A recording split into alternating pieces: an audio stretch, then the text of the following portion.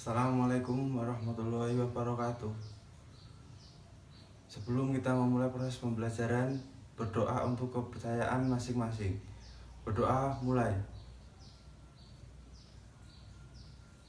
Selesai. Perkenalkan, nama saya Muhammad Musyafa Alamin, NIM 2018-006157. Di sini saya akan melakukan proses micro teaching pada mata pelajaran PDTM, yaitu Pekerjaan Dasar Teknik Mesin. Langsung saja kita ke proses pembelajarannya. Materi yang pertama adalah K3.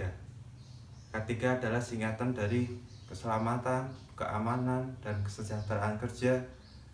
Pengertian K3 adalah bidang yang terkait dengan keselamatan, keamanan, dan kesejahteraan kerja manusia yang bekerja di suatu lembaga, proyek, ataupun yang berada di sekolahan. Arti K3, keselamatan, keamanan, kesejahteraan kerja dapat dibagi khusus menjadi dua. Yang pertama adalah pengertian K3 secara ilmiah. K3 adalah ilmu pengetahuan dan penerapannya dalam upaya mencegah terjadinya kecelakaan dalam kerja. Yang kedua adalah definisi K3 menurut filosofis. K3 adalah suatu upaya yang memastikan integritas baik fisik maupun spiritual, tenaga kerja pada khususnya, dan masyarakat pada umumnya terhadap pekerjaan dan budaya menuju masyarakat yang adil dan makmur. Materi yang kedua adalah melakukan upaya K3 di lingkungan lembaga, proyek, ataupun di sekolahan. Pada khususnya ini adalah di sekolahan. Upaya yang dilakukan yang pertama adalah menggunakan workpack atau baju kerja. Gunakan pakaian baju kerja, jangan menggunakan pakaian kaos ataupun yang dengan bahan yang kurang memadai pada saat kita berada di bengkel kerja. Yang kedua adalah menggunakan sepatu yang tidak licin. Menggunakan sepatu yang tidak licin adalah upaya yang kita lakukan untuk mengurangi risiko pada kecelakaan kerja yang diakibatkan karena jika kita memakai sepatu yang licin, maka di situ akan menambah resiko yang besar, yaitu terjadi terpeleset atau apapun yang mengakibatkan terjadinya kecelakaan kerja. Yang ketiga adalah alat pembersih. Alat pembersih itu biasanya sudah ada di bengkel tersebut. Kembali ke kita para siswa ataupun pekerja. Setelah kita melakukan proses pekerjaan, baiknya kita langsung membersihkan sisa-sisa pekerjaan yang ada di situ, seperti kotoran-kotoran yang masih menempel pada benda kerja ataupun pada mesin-mesin kerja. Yang keempat adalah alat pemadam kebakaran. Alat pemadam kebakaran itu biasanya juga ada di beberapa lembaga, proyek, ataupun yang di sekolah.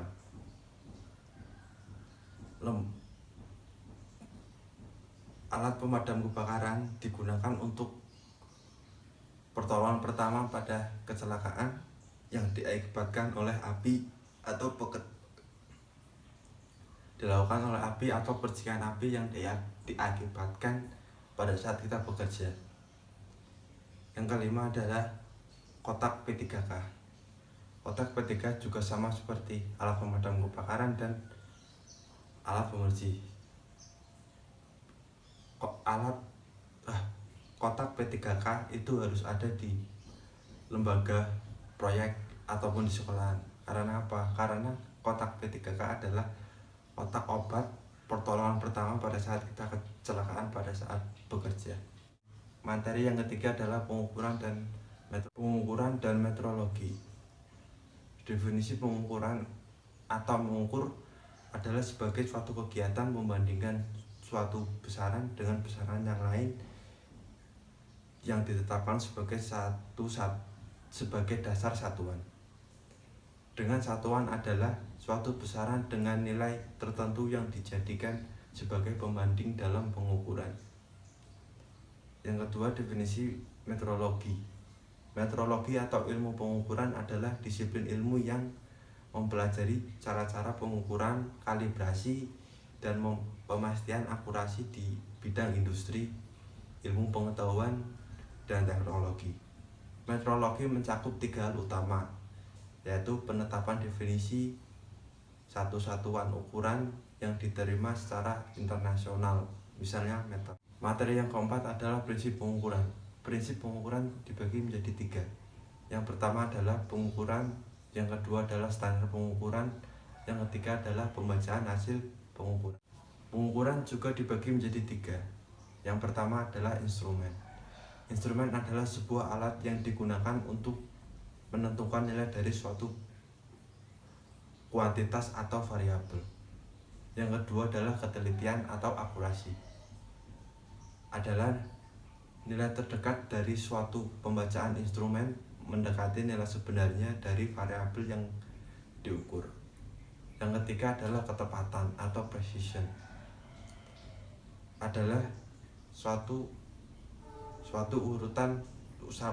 ukuran kemampuan untuk menghasilkan pengukuran yang serupa. Yang kedua adalah standar pengukuran.